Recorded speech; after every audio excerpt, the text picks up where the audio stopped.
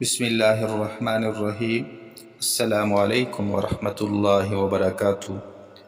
محترم ناظرین، حضرت ابو سعید خدری رضی اللہ تعالیٰ عنہ سے روایت ہے کہ اللہ کے نبی صلی اللہ علیہ وسلم نے فرمایا، تم سے پہلے لوگوں میں ایک آدمی تھا جس نے 99 قتل کیے تھے، پھر اسے ندامت ہوئی تو روئے زمین پر سب سے بڑے عالم کے بارے میں پوچھا۔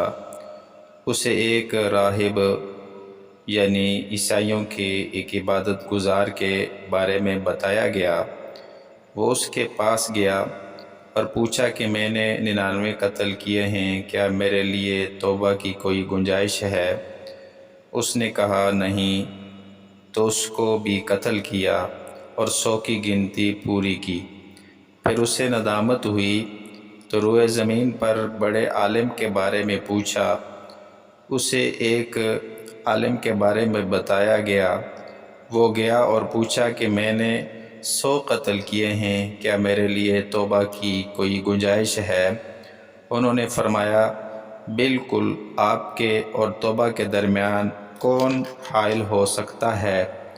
فلاں جگہ چلے جاؤ، وہاں کچھ لوگ اللہ تعالیٰ کی عبادت میں مصروف ہیں، آپ بھی ان کے ساتھ عبادت کریں اور اپنے علاقے کی طرف واپس نہ آنا، کیونکہ وہ تمہارے حق میں بری زمین ہے۔ وہ گیا، یہاں تک کہ جب آدھے راستے تک پہنچا تو موت آ گئی۔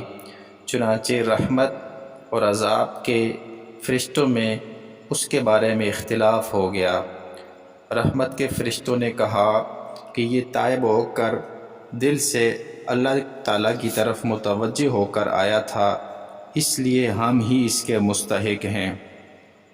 عذاب کے فرشتوں نے کہا کہ اس نے کبھی کوئی نیکی نہیں کی، لہٰذا ہم ہی اس کو لیں گے۔